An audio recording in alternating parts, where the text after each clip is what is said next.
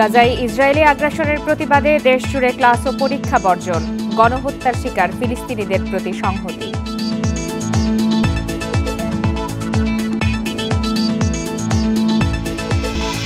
ঢাকায় চলছে 4 দিনের আন্তর্জাতিক বিনিয়োগ সম্মেলন, নতুন উদ্যোক্তাদের মূলধন দিতে বিশেষ তহবিল গঠনের উদ্যোগ।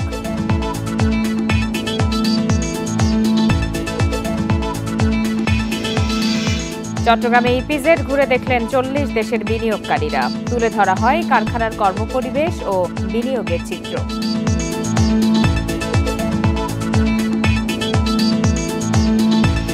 বান্ডেল থাকলে প্রতি সেনমানিতে টাকা বাঁচবে। বিকাশ সেনমানি বান্ডেল কিনে জিতুন প্রতি লেনদেনে। 1 ঘন্টার বিরতিহীন সংবাদ দুপুরে সবাইকে আমন্ত্রণ। আপনাদের সাথে আছি আমি ফারহানা লোপা। এতক্ষণ শিরোনাম জানাচ্ছিলাম, এবার বিস্তারিত। গাজায় ইসরায়েলি হামলার প্রতিবাদে আজ ক্লাস ও পরীক্ষা বর্জন করেছেন দেশের বিভিন্ন বিশ্ববিদ্যালয়ের শিক্ষার্থীরা। সকাল থেকে ঢাকা বিশ্ববিদ্যালয়, জগন্নাথ বিশ্ববিদ্যালয়, ব্র্যাক বিশ্ববিদ্যালয় সহ বিভিন্ন বিশ্ববিদ্যালয়ের শিক্ষার্থীরা মানববন্ধন ও বিক্ষোভ কর্মসূচি পালন করছেন। কর্মসূচিতে তারা ফিলিস্তিনের পক্ষে নানা স্লোগানও দিচ্ছেন। জানান, ফিলিস্তিনে যা হচ্ছে তা সম্পূর্ণ যুদ্ধাপরাধ। অবিলম্বে এই গণহত্যা ও হামলা বন্ধ করতে হবে। বাংলাদেশ সরকারকে ফিলিস্তিনের পক্ষে শক্তভাবে অবস্থান নিতে হবে। মুসলিম দেশগুলোকে একত্র হয়ে এই গণহত্যার প্রতিবাদে সামিল হতে হবে। যেসব দেশ ইসরায়েলের হামলায় সহায়তা করছে তাদের বয়কটেরও আহ্বান জানান শিক্ষার্থীরা। এর আগে রবিবার the world stops for Gaza কর্মসূচির সঙ্গে সংহতি জানিয়ে ক্লাস ও পরীক্ষা বর্জনের ঘোষণা দেন সারা দেশের বিভিন্ন বিশ্ববিদ্যালয়ের শিক্ষার্থীরা।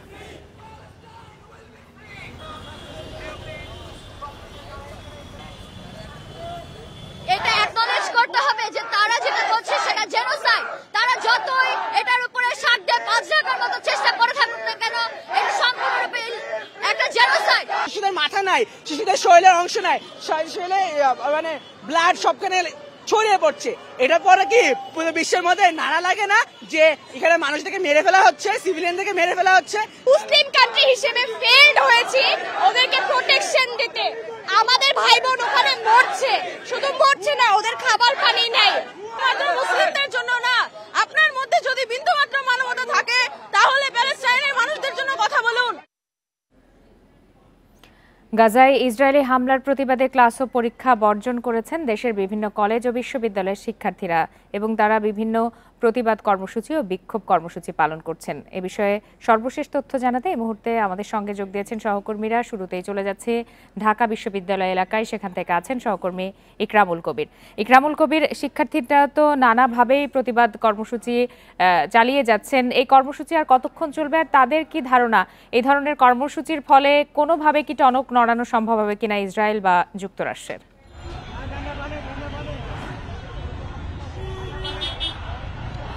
আজকের যে কর্মসূচি সেটির যে মূল লক্ষ্য সেটি হলো বিশ্ব মানবতাকে আসলে সজাগ করা।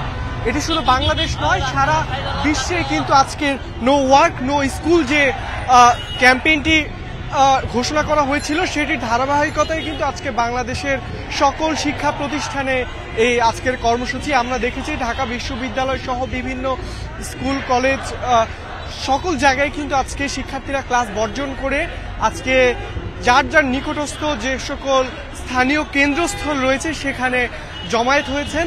ঠিক সেই সাথে তারই ধারাবাহিকতায় রাজু ভাস্কর্যে ঢাকা বিশ্ববিদ্যালয় সহ বিভিন্ন শিক্ষা প্রতিষ্ঠান, স্কুল কলেজ থেকে শুরু করে আমরা দেখেছি অনেক কিন্তু ব্যক্তিগত উদ্যোগেও এমনকি বিভিন্ন সংগঠনের ব্যানারে এই রাজু ভাস্কর্যের সামনে অবস্থান নিয়েছেন।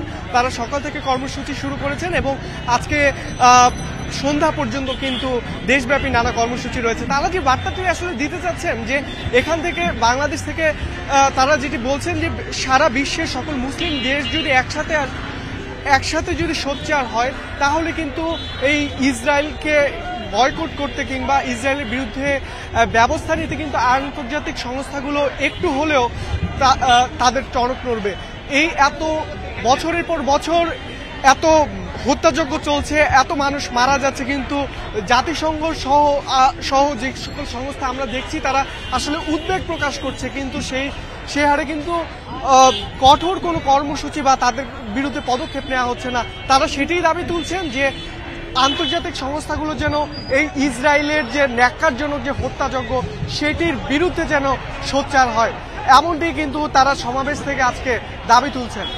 ইকরামুল কবির, আপনি থাকুন আমাদের সাথে একই বিষয়ে জানতে। এবারে চলে যাচ্ছে সায়েন্স ল্যাব এলাকায়, সেখান থেকে আছেন সহকর্মী জাহিদুল বাশার। জাহিদুল বাশার, আপনিও সকাল থেকেই এই বিশ্ববিদ্যালয় এবং কলেজের শিক্ষার্থীদের নানা প্রতিবাদ কর্মসূচির খোঁজ খবর রাখছেন। এই মুহূর্তে সায়েন্স ল্যাবে অবস্থান করছেন। প্রতিবাদ কর্মসূচিতে কি বলছেন আসলে এই প্রতিবাদকারীরা?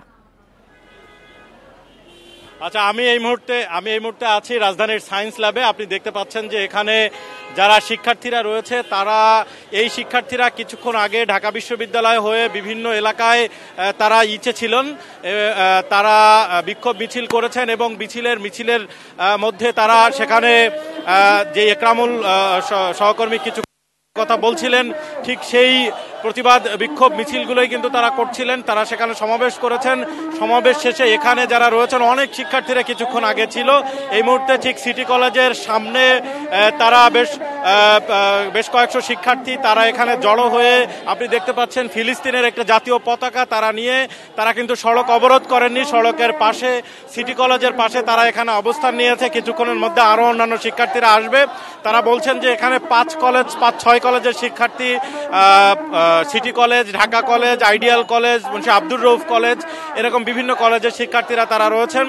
এবং সারা বিশ্বে আজকে প্যালেস্টাইনে যেই নৃশংস হামলা গণহত্যার প্রতিবাদে বিভিন্ন শিক্ষা প্রতিষ্ঠানে তাদের ক্লাস পরীক্ষা বর্জন করে যে প্রতিবাদ, যেই সমাবেশ তারা করছে এবং বিশ্বের কাছে যে মেসেজ তারা পৌঁছে দিতে চাচ্ছে তার অংশ হিসেবে এই ছোট শিক্ষার্থীরা, তারা কলেজের শিক্ষার্থী, তারা কিন্তু এখানে একত্রিত হয়েছে। এবং তাদের ওই বক্তব্য একটাই যে বিশ্ব মুসলমানদের নেতৃত্বে যারা রয়েছেন তাদেরকে সম্মিলিত অবস্থান নিতে হবে, সম্মিলিতভাবে পদক্ষেপ নিতে হবে এবং ওআইসি, জাতিসংঘ সহ যে সমস্ত আন্তর্জাতিক সংস্থাগুলো আছে তাদেরকে অ্যাক্টিভ হতে হবে। একই সাথে প্রত্যেকের একটাই বক্তব্য, প্যালেস্টাইনের যেই হত্যাযজ্ঞ চলছে তার বিরুদ্ধে বাংলাদেশের এই ভূখণ্ড থেকে যতটুকু প্রতিবাদ করা যায় সেই ছোট ছোট শিক্ষার্থীরা তারা এখানে এসছেন। তারা বলছিলেন যে এখন যে ভিডিওতে যেটি দেখা যায় যে ইসরায়েলের নৃশংস হামলায় প্যালেস্টাইনের যে ছোট ছোট শিশু নাগরিকদের দেহ কিভাবে আকাশে উড়ে যাচ্ছে, কিভাবে বোমার সাথে খণ্ডবিখণ্ড হয়ে যাচ্ছে, সেই চিত্রগুলো তারা বর্ণনা করছিলেন এবং তারা এখানে আসলে অনেকে আবেগাপ্লুত হয়ে পড়ছিলেন। আপনি দেখছিলেন যে এই শিক্ষার্থীরা প্রচণ্ড গরমের মধ্যে তারা প্যালেস্টাইনের জাতীয় পতাকা নিয়ে এখানে যারা এই ঈদের পরে যারা অফিস করছেন, যারা সাধারণ যাত্রী রয়েছেন তারা দৃষ্টি আকর্ষণ করছেন। এখানে গণপরিবহনে যারা যাতায়াত করছেন তারা অনেকে এখানে থাকছেন, তাদের সাথে একাত্মতা প্রকাশ করছেন। অর্থাৎ সব মিলিয়ে একটা বিষয় স্পষ্ট যে যেভাবে পারছেন এই প্রতিবাদ এতদিন আমরা দেখেছি গণমাধ্যমে, সোশ্যাল মিডিয়ায় বা প্রত্যেকে ব্যক্তিগত জায়গা থেকে, আজকে যেহেতু এটার একটা আনুষ্ঠানিক রূপ পেল সারা বাংলাদেশে, বিশ্বের অন্যান্য দেশের মতো শিক্ষা প্রতিষ্ঠান বন্ধ রেখে আজকে এই প্রতিবাদ সমাবেশ হচ্ছে, বিক্ষোভ সমাবেশ হচ্ছে, মানববন্ধন হচ্ছে, তার সাথে সবাই একাত্মতা ঘোষণা করেছে। জি জাহিদুল বাশার, আপনি আমাদের সাথেই থাকুন। এবারে একই বিষয়ে জানাতে উত্তরা থেকে যোগ দিয়েছেন সহকর্মী আল আমিন হোসেন। সরাসরি চলে যাচ্ছে তার কাছে। আল আমিন হোসেন, আপনি নিশ্চয়ই ঢাকা বিশ্ববিদ্যালয় সায়েন্স ল্যাব এলাকার পরিস্থিতি জানছিলেন। সেক্ষেত্রে উত্তরাতে কিভাবে প্রতিবাদ কর্মসূচি পালন করছেন শিক্ষার্থীরা, আর তার সাথে সাধারণ মানুষও তো একাত্মতা ঘোষণা করেছেন?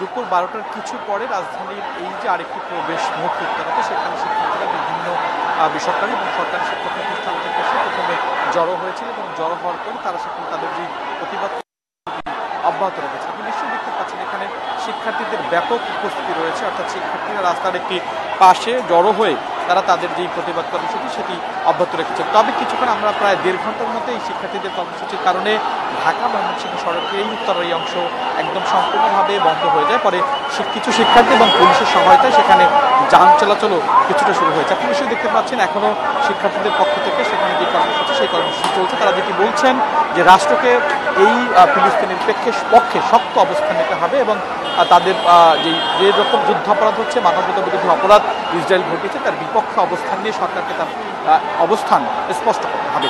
এর বাইরে মুসলিম উম্মার যে সমস্ত মুসলিম প্রধান দেশ যেগুলো রয়েছেন তাদের শাসকদের বিরুদ্ধে তারা অনুরোধ জানিয়েছেন তাদেরকে নিঃশুল্ক না থেকে তাদেরকে এই ইসরায়েলের বিরুদ্ধে শক্ত অবস্থান নেওয়ার একটি অনুরোধ তারা জানিয়েছেন। আপনি নিশ্চয়ই দেখতে পাচ্ছেন যে এখনই তাদের যে কর্মসূচি, সেই কর্মসূচি তারা শিক্ষার্থীরা অব্যাহত রেখেছেন। ফিলিস্তিনি পতাকা নিয়ে এসেছেন কেউ কেউ, প্রত্যেকটি শিশুর মরদেহ নিয়ে এসেছেন কেউ কেউ, এবং তারা আরও একটি স্লোগান দিয়েছেন যে যদি এই অবস্থান কর্মসূচির প্রতিবাদের পরও যদি আসলে তাদের যেই শক্ত প্রতিবাদের কারণেও যদি ব্যবস্থা নেওয়া হয়, তাহলে মুসলিম বিশ্বের যত সেনাবাহিনী যেন ফিলিস্তিনের জন্য তারা যদি সেই যুদ্ধ অথবা জিহাদের একটি ঘোষণা এখানকার পক্ষ থেকে, শিক্ষকদের পক্ষ থেকে তারা ঘোষণা দিয়েছেন। আল আমিন হোসেন, আপনি আমাদের সাথেই থাকুন। এবারে একটু জেনে আসি রাজধানীর বাইরে চট্টগ্রামে কি পরিস্থিতি, সেখান থেকে যোগ দিয়েছেন সহকর্মী আলমগীর সবুজ। আলমগীর সবুজ, রাজধানীর বাইরেও সারা দেশ জুড়েই আজ প্রতিবাদ কর্মসূচির আয়োজন করা হয়েছে, সেক্ষেত্রে চট্টগ্রামে কি ধরনের প্রতিবাদ কর্মসূচি চলছে এবং সেটি কতক্ষণ চলবে সে বিষয়ে বিস্তারিত কি তথ্য রয়েছে আপনার কাছে?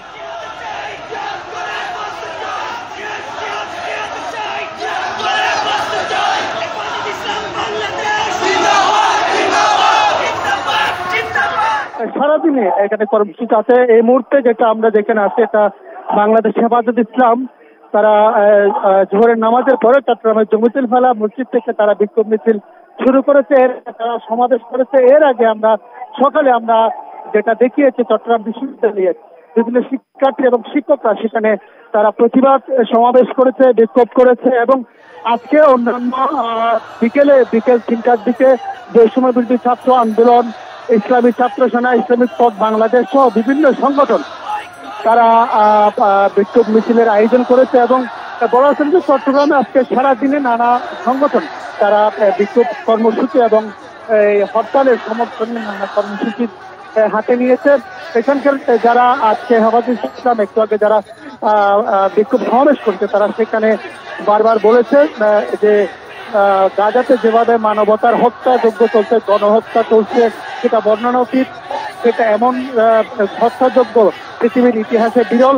তারা বলছেন বাংলাদেশের মানুষ এই গাজাবাসীর সাথে একত্রতা পোষণ করে এই হত্যাযজ্ঞ খুব দ্রুত বন্ধের তারা অনুরোধ জানিয়েছে। এবং তারা বলছে যেহেতু তারা সেখানে গিয়ে প্রতিবাদ জানাতে পারছে না, এখানে তারা পণ্য বর্জন করে, ইহুদিদের পণ্য বর্জন করে নানাভাবে প্রতিবাদ জানিয়েছে, তার প্রতিবাদ জানানোর জন্য সবার মধ্যে আহ্বান।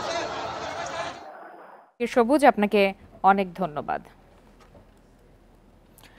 গাজায় ইসরায়েলি গণহত্যার প্রতিবাদে ক্লাস ও পরীক্ষা বর্জন এবং মানববন্ধন করছেন দেশের বিভিন্ন বিশ্ববিদ্যালয়ের শিক্ষার্থীরা। সকাল থেকে বিশ্ববিদ্যালয়গুলোতে শিক্ষক শিক্ষার্থী সহ সর্বস্তরের মানুষ নৃশংস হত্যাকাণ্ডের প্রতিবাদ জানিয়ে মানববন্ধন করছেন। গাজায় ইসরায়েলি বর্বরতার প্রতিবাদ জানিয়েছে রাজশাহী বিশ্ববিদ্যালয়ের শিক্ষার্থীরা। সোমবার মানববন্ধন কর্মসূচিতে একাত্মতা জানান বিশ্ববিদ্যালয়ের শিক্ষক সহ সর্বস্তরের মানুষ। কর্মসূচিতে বক্তারা অবিলম্বে গাজায় গণহত্যা থামানোর দাবি জানান। অন্যায়ের বিরুদ্ধে সবাইকে ঐক্যবদ্ধ হওয়ার আহ্বান জানান তারা। আমরা একটা ইনসাফ ভিত্তিক, ন্যায় ভিত্তিক মধ্যপ্রাচ্য দেখতে চাই, যেখানে প্যালেস্টিনিয়ানদের স্বাধীনতা, আত্মনিয়ন্ত্রণের অধিকার, মানুষের অধিকার, এগুলো আবার প্রতিষ্ঠিত হবে। গাজার জনগণের প্রতি সংহতি জানিয়েছে খুলনা বিশ্ববিদ্যালয়ের শিক্ষার্থী, শিক্ষক, কর্মকর্তা, কর্মচারীরা। বরিশালেও মার্চ ফর প্যালেস্টাইন কর্মসূচি পালন করেছে শিক্ষার্থীরা। অনেক ইসলামিক রাষ্ট্র আছে যেটা হচ্ছে এখনো চুপ করে বসে আছে, এটা দেখতেছে না যে মুসলমানদের উপর অত্যাচার চলছে। ফিলিস্তিনের যে দখলদারিত্ব, যে অবৈধ ইহুদি রাষ্ট্র বসে আছে, এটার জন্য আমরা যেন উত্তম প্রতিবাদ করতে পারি এবং আমাদের জন্য সেনাবাহিনীকে আমরা বলতে পারি যে তোমরা কেন ঘরে বসে আছো, তোমরা আগে আসো। সাভারের জাহাঙ্গীরনগর বিশ্ববিদ্যালয়েও হয়েছে ক্লাস পরীক্ষা বর্জন কর্মসূচি। কর্মবিরতি পালন করেছেন শিক্ষক কর্মচারীরাও। এছাড়া বগুড়া, লক্ষ্মীপুর, ঝালকাঠি, ফরিদপুর, নোয়াখালী, জামালপুর, নীলফামারী, ফেনী, চাঁদপুর, নরসিংদী, বাগেরহাট সহ বিভিন্ন জেলায় কর্মসূচি পালন করেছেন শিক্ষার্থীরা। Independent news. দেখছেন বিরতিহীন সংবাদ দুপুর। সংবাদে আরো যা দেখবেন। স্বর্ণ ব্যবসায়ীর বাসায় ডাকাতিতে সেনা, শিক্ষার্থী সহ 25 জনের দল। প্রস্তুত ছিল ভুয়া নির্বাহী ম্যাজিস্ট্রেট। এ পর্যন্ত গ্রেপ্তার 7।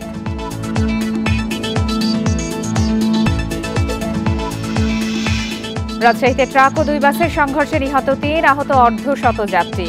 গাড়ি জব্দ হলেও ট্রাক চালক ও সহকারী পলাতক।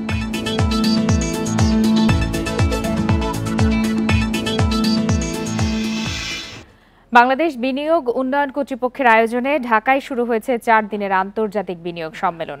প্রথম দিনে রাজধানীর ইন্টারকন্টিনেন্টাল হোটেলে চলছে স্টার্টআপ কানেক্ট নামের দিনব্যাপী কর্মসূচি। এই কর্মসূচিতে স্টার্টআপ ইভেন্টকে ফোকাস করা হবে। এবারের সম্মেলনে অংশ নিয়েছেন চীন, যুক্তরাষ্ট্র সহ অর্ধশত দেশের বড় বিনিয়োগকারীরা। সম্মেলনের দ্বিতীয় দিন মঙ্গলবার বিনিয়োগকারীরা নারায়ণগঞ্জের 2500-এ জাপানি ইকোনমিক জোন পরিদর্শন করবেন। দ্বিতীয় ধাপে বিশ্বব্যাংক ও আইএলওর সাথে রয়েছে আলোচনা। এর মাধ্যমে ভবিষ্যতে বিনিয়োগের জন্য কী পদক্ষেপ নেওয়া যায় সে ব্যাপারে চুক্তি সই হওয়ার কথা রয়েছে। বুধবার সকালে সম্মেলনে বক্তব্য দেবেন প্রধান উপদেষ্টা অধ্যাপক মোহাম্মদ ইউনুস। সেদিন সারাদিন থাকবে একাধিক অনুষ্ঠান। 4 দিনের সম্মেলন শেষ হবে বৃহস্পতিবার।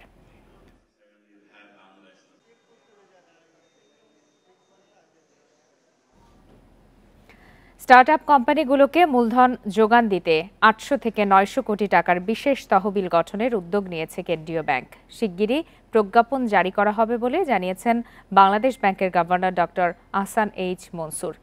বাংলাদেশ ইনভেস্টমেন্ট সামিটের স্টার্টআপ কানেক্ট সেশনের আলোচনায় এসব কথা বলেন তিনি। সকালে রাজধানীর ইন্টারকন্টিনেন্টাল হোটেলে 4 দিনের সম্মেলনের আনুষ্ঠানিকতা শুরু হয়। সেশনে দেশি বিদেশি তরুণ উদ্ভাবনী উদ্যোক্তারা অংশ নেন। মূল প্রবন্ধে বাংলাদেশের তরুণ জনগোষ্ঠীর সম্ভাবনা তুলে ধরেন বাংলাদেশি বংশোদ্ভূত কানাডার নাগরিক তানভীর আলী। জানানো হয়, দ্রুত বর্ধনশীল অর্থনীতির দেশে উদ্ভাবনী স্টার্টআপ উদ্যোগের চাহিদা বাড়ছে। প্রতিযোগী দেশগুলোর তুলনায় এদেশে এখনও এ খাতে বিনিয়োগ কম। অনুষ্ঠানে ভার্চুয়াল মাধ্যমে বার্তা দেন লিঙ্কডইনের সহ প্রতিষ্ঠাতা।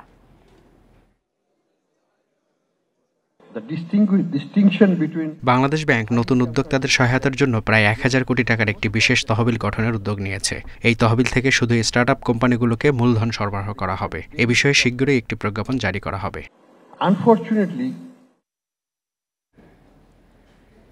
আন্তর্জাতিক বিনিয়োগ সম্মেলন নিয়ে আরো বিস্তারিত জানাতে এই মুহূর্তে আমাদের সঙ্গে যোগ দিয়েছেন সহকর্মী তৌহিদ রানা।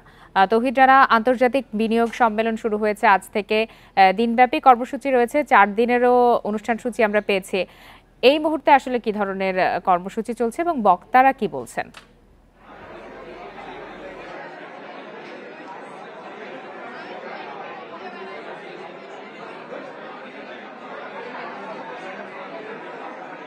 আপনি নিশ্চয়ই শুনতে পাচ্ছেন।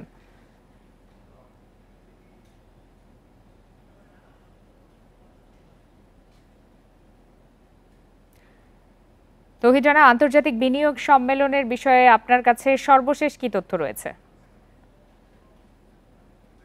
দুঃখিত, আমাদের সংযোগটি বিচ্ছিন্ন হয়ে গেছে। চলে যাচ্ছে পরের প্রসঙ্গে। দক্ষিণ কোরিয়া, চীন সহ 40 দেশের 60 জন বিনিয়োগকারী ঘুরে দেখেছেন চট্টগ্রামের কোরিয়ান ইপিজেড ও মিরসরাই অর্থনৈতিক অঞ্চল। বিনিয়োগ সম্মেলনে এসে মাঠ পর্যায়ে কারখানা পরিদর্শন ও বিনিয়োগের পরিস্থিতি পর্যবেক্ষণ করেছেন তারা।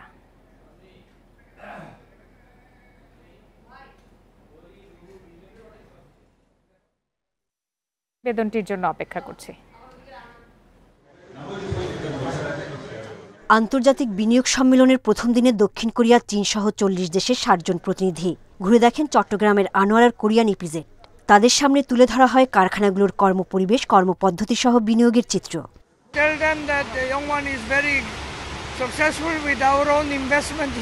চট্টগ্রামে বিনিয়োগের যে সুযোগ সুবিধা তা বিনিয়োগকারীদের জন্য অত্যন্ত উপযোগী এবং বিদ্যমান পরিবেশে বিনিয়োগকারীদের বিনিয়োগের আহ্বান জানাচ্ছি। আমরা কোরিয়ান ইপিজেড তাদেরকে ওয়েলকাম করেছি যে তারা এখানে আসুক, ভিজিট করুক, দেখুক বাংলাদেশে ইপিজেডগুলির অবস্থা কিরকম।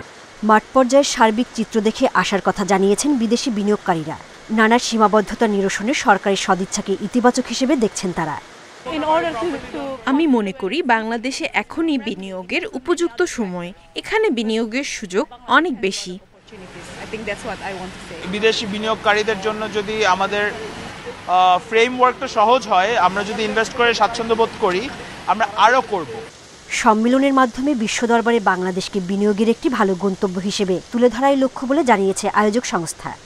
এখানে গ্যাস, বিদ্যুৎ, পানির যে কী ধরনের অ্যাভেলেবিলিটি আছে সেগুলোও তারা স্বচক্ষে দেখতে আসছে এবং আমাদের বিশ্বাস আজকে যে কোরিয়ান ইপিজেডের যে বর্তমান অবস্থা, এই অবস্থা দেখে তারা আগামীতে এখানে বিনিয়োগে উদ্বুদ্ধ হবে এবং বাংলাদেশে বিদেশি বিনিয়োগ পর্যায়ক্রমে বৃদ্ধি পাবে।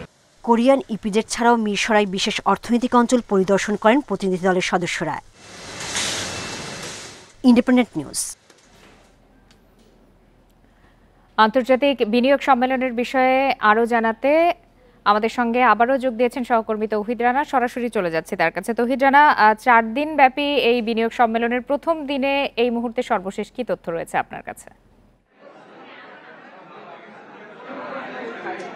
হ্যাঁ, বাংলাদেশ ইনভেস্টমেন্ট সামিটের প্রথম দিনের কথা যদি বলি, প্রথম অধিবেশন সকাল থেকে শুরু হয়েছিল, দুপুর 1টায় শেষ হয়েছে এবং দ্বিতীয় অধিবেশনটিও শুরু হয়ে গেছে একটার পরপরই। দ্বিতীয় অধিবেশন এখন চলছে। আমরা এখানে দেখতে পাচ্ছি যে দ্বিতীয় অধিবেশনে স্টার্ট আপ কানেক্ট নামে যে অধিবেশন সেটি এখন চলছে। এখানে আমরা দেখতে পাচ্ছি দেশি বিদেশি প্রায় 5 শতাধিক বিনিয়োগকারী এখানে কিন্তু উপস্থিত হয়েছেন এবং তারা এই সম্মেলনে আজকের যে অধিবেশন, আমি বিশেষ করে দ্বিতীয় অধিবেশনের কথা যদি বলি তাহলে এই দ্বিতীয় অধিবেশনে কিন্তু এই সংখ্যক বিনিয়োগকারীরা কিন্তু উপস্থিত আছেন এবং সেশন চলছেন। বিভিন্ন বিষয়ের উপর উদ্যোক্তারা তাদের মতামত দিচ্ছেন এবং তারা কথা বলছেন। এখানকার তাদের উদ্ভাবনী যেই আইডিয়াগুলি আছে সেগুলি নিয়ে তারা এখানে উপস্থিত হয়েছেন এবং আমরা এখানে দেখতে পাচ্ছি যে একেবারে স্টার্ট আপ প্রজেক্ট নিয়ে তারা তাদের যে উদ্ভাবনী যেই প্রজেক্টগুলি আছে সেখানে আমরা কিছু স্টলও আছে, সেই স্টলে তাদের বিভিন্ন প্রজেক্ট কিন্তু তারা উপস্থাপন করছেন, তাদের যে উদ্ভাবনী যে প্রকল্পগুলি আছে এবং তারা যে স্টার্ট আপ প্রকল্পে তারা বিনিয়োগ করতে চায় এবং স্টার্ট আপ যে যারা উদ্ভাবনী শক্তিগুলো কাজে লাগিয়ে তারা যে এখানে এসেছেন এবং তারা তাদের আইডিয়া শেয়ার করছেন এবং বিনিয়োগের ক্ষেত্রে যে সকল বাধা বাংলাদেশে এবং বিনিয়োগকারীরা যে ছোট ছোট যে উদ্যোক্তারা আছেন তারা যে বিনিয়োগ করতে গেলে যে সকল বাধার সম্মুখীন হন সেই সকল সমস্যাগুলো তারা তুলে ধরেছেন। এবং পাশাপাশি আজকে সকালে যে অধিবেশনটি হয়েছে সেখানেও আপনি জানেন যে বাংলাদেশ ব্যাংকের পক্ষ থেকে একটি ঘোষণাও এসেছে যে উদ্ভাবনী প্রকল্পে যারা বিনিয়োগ করবেন তাদের জন্য 900 কোটি টাকার একটি ফান্ড গঠন করার একটি ঘোষণা কিন্তু এসেছে এবং এটি প্রজ্ঞাপন এখনও জারি হয়নি, আগামী কয়েকদিনের মধ্যে হয়তো প্রজ্ঞাপন জারি হবে এবং এই প্রজেক্টের আওতায় এবং যে ফান্ডটি গঠন করা হচ্ছে সেখান থেকে যারা স্টার্ট আপ প্রজেক্টে বিনিয়োগ করবেন তাদের জন্য বিভিন্ন ব্যাংকের মাধ্যমে এগুলি প্রদান করা হবে এবং এখানে এবং আপনি জানেন যে বিশ্বের বিভিন্ন দেশের 50টি দেশের, যুক্তরাষ্ট্র, জাপান, চীন সহ বিভিন্ন দেশের প্রায় 2000 বিনিয়োগকারীরা এসেছেন এই সম্মেলনে। তৌহিদ রানা, আপনি তথ্য সংগ্রহ করতে থাকুন, আপনাকে অনেক ধন্যবাদ। রাজশাহীর খড়খড়িতে ট্রাকের সঙ্গে 2 বাসের সংঘর্ষে 3 জন নিহত হয়েছেন, আহত হয়েছেন অর্ধশত বাস যাত্রী। তাদের রাজশাহী মেডিকেল কলেজ হাসপাতালে ভর্তি করা হয়েছে। রবিবার রাত 12টার দিকে বরেন্দ্র বিশ্ববিদ্যালয়ের সামনে এই দুর্ঘটনা ঘটে। দুর্ঘটনা কবলিত যানবাহন 3টি জব্দ করেছে পুলিশ, তবে ট্রাকের চালক ও সহকারী পলাতক। চাঁপাইনবাবগঞ্জের রানীহাটি ইউনিয়ন জামাতের নেতাকর্মীরা 2টি বাস নিয়ে পিরোজপুর যাচ্ছিলেন দিলওয়ার হোসেন সাঈদীর কবর জিয়ারত করতে। রাজশাহীর খড়খড়ি এলাকায় পৌঁছালে বিপরীত দিক থেকে আসা ট্রাকের সঙ্গে সামনের বাসের সংঘর্ষ হয়। 2 বাসের দূরত্ব কম থাকায় অপর বাসটিও পেছন থেকে ধাক্কা দেয়। দুর্ঘটনায় রাস্তার পাশে খাদে পড়ে যায় একটি বাস।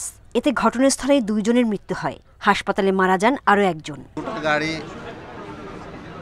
আগা পিছিয়ে যা শুরু ট্রাকে এসে একটাকে মেরেছে, ফের পরে আর একটাকে মেরেছে। দেখলাম বাস পোল্ট্রি খাচ্ছে, পোল্ট্রি খেয়ে তখন নিচে পুকুর ছিল, সেই পুকুরে তখন পড়লো। তখন আমি জানলার কাঁচ ভেঙে তখন বাইরে বের হয়ে তখন পুকুরে ঝাঁপ দিই।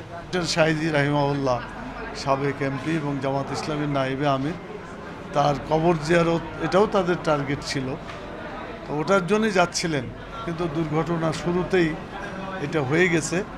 এলাকার লোকজনের সহায়তায় ফায়ার সার্ভিস ও পুলিশ আহতদের উদ্ধার করে রাজশাহী মেডিকেলে পাঠায়।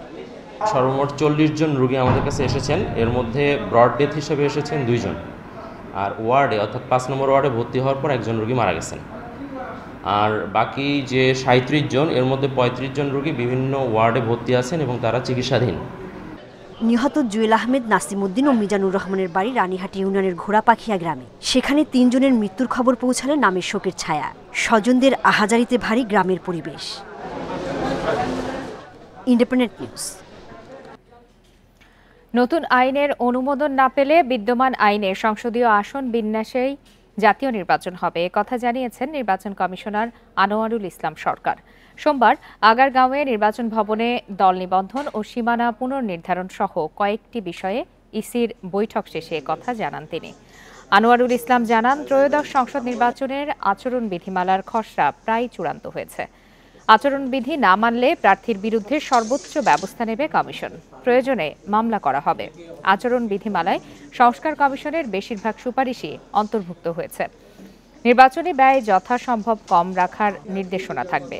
নতুন দল নিবন্ধনের জন্য 20 এপ্রিলের পর আবেদনের সময় বাড়বে কিনা সেটি এখনও সিদ্ধান্ত নেয়নি কমিশন। কমিশন আরও জানায়, এ পর্যন্ত একটি দল নিবন্ধনের আবেদন করেছে, আরও কয়েকটি প্রস্তুতি নিচ্ছে। মার্চে 423.77 কোটি ডলারের পণ্য রপ্তানি করেছে বাংলাদেশ, যা বাংলাদেশি মুদ্রায় প্রায় 52,000 কোটি টাকা। জাতীয় রাজস্ব বোর্ড এনবিআর এই তথ্য জানিয়েছে। রপ্তানি উন্নয়ন ব্যুরো ইপিবির হিসাবে গত বছরের মার্চে রপ্তানি হয়েছিল 381.22 কোটি পণ্য। সেই হিসাবে এবার পণ্য রপ্তানিতে প্রবৃদ্ধি হয়েছে 11.16%। ইপিবির তথ্য বলছে 2024-25 অর্থ বছরের প্রথম 8 মাসে মোট রপ্তানি হয়েছে 3,294 কোটি ডলারের পণ্য। গত অর্থ বছরের একই সময়ে যা ছিল 2,980 কোটি ডলার। সেই হিসাবে 8 মাসের রপ্তানিতে প্রবৃদ্ধি হয়েছে 10.53%।